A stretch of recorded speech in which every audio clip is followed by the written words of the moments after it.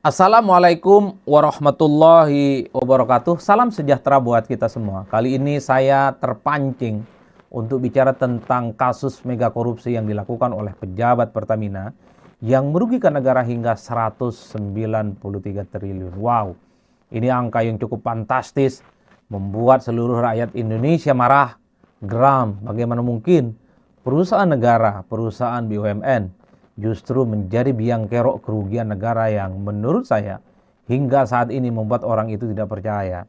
Karena kita tahu bahwa kasus korupsi ini ternyata adalah oplosan dari Pertalite kemudian dijual dengan harga Pertamax. Rakyat merasa dibohongi, rakyat kemudian merasa dikibuli, dan sampai hari ini kegeraman itu tidak pernah berakhir. Jadi kalau kita mau merunut sebenarnya bagaimana kasus korupsi yang terjadi di Pertamina itu tentu karena produksi yang terkait dengan BBM kita itu dianggap tidak cukup.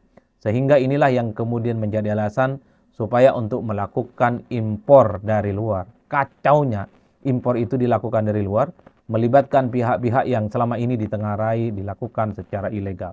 Dalam konteks itu saja negara itu sudah dirugikan, apalagi pada saat yang bersamaan mengoplos Pertalite kemudian dinilai menjadi Pertamax itu adalah tindakan-tindakan yang menurut saya cukup biadab dan cukup keji. Bagaimana mungkin Pertalite itu kemudian dioplos menjadi Pertamax? Lalu hal lainnya yang dilakukan adalah bahwa ketika ada impor yang datang dari luar itu dipatok berdasarkan harga kong kali kong. Dan kacaunya lagi ternyata biaya markup yang terkait dengan logistik itu bisa mencapai 13 hingga 15%. Jadi wajar kalau kemudian negara dalam konteks ini dirugikan yang sangat luar biasa. Bahkan tidak berhenti di situ. Beli RON 90 yang itu terkait dengan Pertalite, tapi kemudian dijual dengan harga Pertamax yang disebut dengan RON 92. Inilah yang kemudian saya sebut sebagai sebuah kejahatan yang cukup luar biasa. Kejahatan yang cukup biadab. Bagaimana mungkin lembaga negara dalam hal ini adalah perusahaan BUMN, yaitu Pertamina, justru mengakal-akali, justru mengibuli, justru membodohi rakyatnya sendiri demi keuntungan yang mereka keruk dan selama ini tidak pernah tersentuh. Oleh karena itu, nilai kerugian yang mencapai 133 triliun itu sebenarnya terhitung cuma setahun. Bahkan oplos BBM ini sebenarnya prakteknya itu sebenarnya sudah dilakukan sejak 2018 hingga 2023. Coba bisa kita bayangkan. Setahun saja kerugian negara itu adalah 193 triliun. Kalau kita hitung dari 2018 hingga 2023, tinggal kita jumlahkan berapa ratus triliun sebenarnya negara kita itu digarong oleh oknum-oknum pejabat yang selama ini tidak bisa dipertanggungjawabkan. Jadi dalam konteks inilah menurut saya memang dua hal. Pertama, yang dirugikan itu bukan hanya negara, tapi secara prinsip adalah rakyat di seluruh Indonesia. Karena rakyat selama ini pasti dibohongi. Banyak orang diminta untuk pindah ke Pertamax dan Pertalite itu dialokasikan kepada mereka yang untuk mendapatkan subsidi BBM. Sehingga juga tidak terjadi antrian di mana-mana. Tapi nyatanya Pertamax yang diisi oleh masyarakat kita dengan harga yang fantastis, dengan harga yang mahal.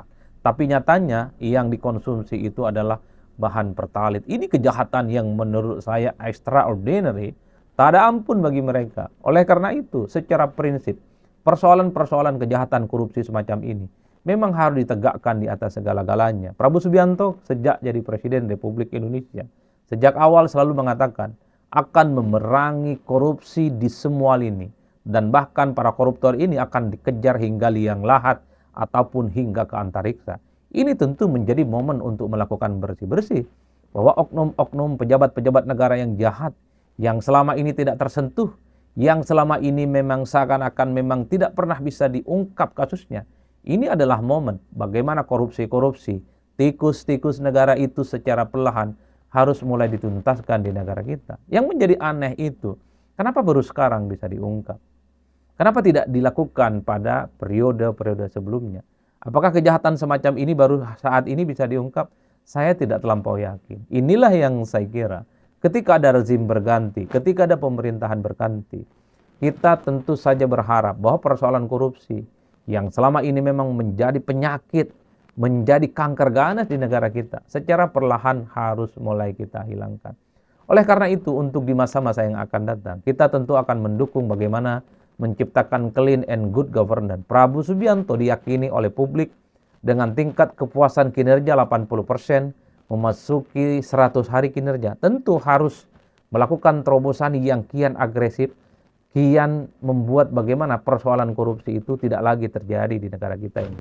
Publik juga cukup yakin bahwa persoalan korupsi bukan hanya di Pertamina, tapi di sektor-sektor lain yang merugikan negara, ratusan miliar, ratusan triliun, itu harus bisa diseret dan pelakunya harus dibuat jera.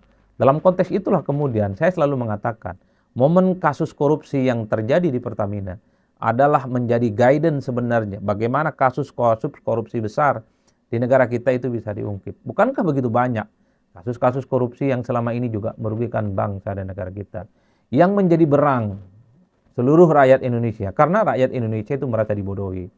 Seluruh rakyat Indonesia itu merasa dikebuli. Kita itu diminta untuk hijrah dari Pertalite kepada Pertamax.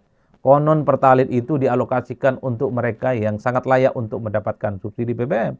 Sementara Pertamax itu adalah mereka yang dinilai memiliki daya akses ataupun daya beli di atas rata-rata. Tapi nyatanya Pertamax itu adalah hasil oplosan dari Pertalite. Yang itu artinya apa? Bukan hanya kita yang rugi. Bukan hanya rakyat yang membeli Pertamax yang rugi. Tapi dikhawatirkan bahan oplosan dari Pertalite ke bahan yang disebut dengan Pertamax ini justru akan merusak mesin-mesin yang sudah lama mengkonsumsi bahan Pertamax. Jadi ini yang menurut saya kenapa sampai hari ini rakyat di Indonesia itu geram, rakyat Indonesia itu mulai tidak percaya. Jangan-jangan yang ada di SPBU yang kemudian dimiliki oleh Pertamina, itu semua adalah bahan-bahan oplosan dan tujuannya hanya untuk segelintir orang, menumpuk kekuasaan, menumpuk kekayaan, dan tujuannya hanya untuk menguntungkan dan mementingkan dirinya sendiri. Rakyat seringkali diabaikan.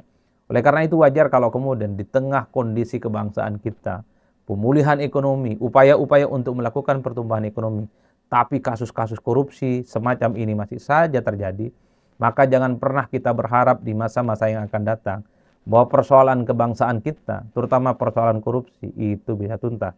Oleh karena itu, bagi saya, pemerintah, kejaksaan, KPK, dan kepolisian jangan hanya berhenti dalam kasus Pertamina. Rakyat cukup yakin bahwa sebenarnya banyak sekali kasus-kasus korupsi yang justru melibatkan oknum-oknum pejabat negara yang selama ini tidak bisa tersentuh. Tantangan ke depannya adalah bagaimana kasus-kasus korupsi di BUMN, kasus-kasus korupsi di tempat yang lain yang menggarong uang negara itu bisa diungkap setuntas-tuntasnya. Karena kalau kita mendengarkan pidato-pidato politik yang disampaikan oleh Presiden kita, Pak Prabowo Subianto, bahwa korupsi di Indonesia itu sudah pada level yang sangat mengkhawatirkan. Korupsi di Indonesia itu sudah pada taraf yang sangat mengerikan. Oleh karena itu, sudah begitu banyak pengungkapan yang terkait dengan kasus-kasus korupsi. Kemarin ada persoalan pajak juga menjadi persoalan korupsi. Hari ini kita juga melihat bagaimana Pertamina juga sudah menjadi kasus korupsi. Di masa-masa yang akan datang, di semua kementerian, di semua lini, di semua sektor usaha, yang itu jelas-jelas merugikan negara, harus ditindak dan sesuai dengan prosedur yang ada. Oleh karena itu, pemerintah itu akan disupport oleh seluruh rakyat Indonesia sepanjang bekerja untuk kepentingan masyarakat secara umum. Yang kita khawatirkan dalam kasus korupsi Pertamina ini adalah soal distrust, soal bagaimana ketidakpercayaan rakyat di Indonesia itu pada institusi-institusi negara. Dalam konteks ini adalah Pertamina. Hari ini kita menyaksikan betapa publik juga mempertanyakan, jangan-jangan misalnya Pertamina Dex, jangan-jangan bahan yang lain itu juga adalah oplosan, hanya sekedar untuk mencari keuntungan. Siapa yang bisa menjamin bahwa persoalan oplosan dari Pertalite untuk bahan Pertamax atau Pertalite yang kemudian diaku sebagai bahan Pertamax itu juga tidak terjadi pada BBM yang lain. Inilah yang saya sebutkan soal trust. Oleh karena itu tidak mengherankan juga kalau belakangan ini sudah banyak pihak yang kemudian mencoba untuk mencari SPBU lain di luar Pertamina. Saya nggak tahu itu apa SPBU, atau jangan-jangan ini hanya sebatas bentuk ekspresi kekecewaan, ekspresi dari kemarahan, bahwa selama ini mereka yang mengkonsumsi Pertamax padahal yang diminum ataupun yang dipakai oleh kendaraannya itu adalah bahan pertalite, sampai hari ini masih protes dan masih terus marah. Oleh karena itu di masa-masa yang akan datang tentu kita berharap kepada pemerintah yang baru. Jangan lagi ada cerita kasus seperti yang terjadi di Pertamina. Dan kemudian pada sektor-sektor yang lain, supaya bisa diungkap bahwa persoalan korupsi itu sudah menjadi daya rusak yang cukup luar biasa. Jangan pernah bangsa ini akan bisa tumbuh besar. Jangan pernah kita berharap Indonesia itu pertumbuhan ekonominya bisa sampai 8%. Jangan sampai bahwa kita itu selalu berharap sesuatu yang besar. Tapi kalau persoalan korupsi tidak tuntas, kalau persoalan korupsi tidak terjadi merajalela, maka untuk menuju Indonesia Emas 2045 itu hanya sebatas isapan jempol. Oleh karena itu saya cukup meyakini bahwa penindakan terkait dengan kasus korupsi, menggantung para aktor, memenjarakan para aktor, penggarong-penggarong negara adalah salah satu kunci bagaimana persoalan Indonesia itu secara perlahan akan selesai. Ekonomi ingin tumbuh, ekonomi ingin hebat, ekonomi ingin bangkit, akses terhadap lapangan pekerjaan terjadi di mana-mana, kemiskinan itu bisa berkurang.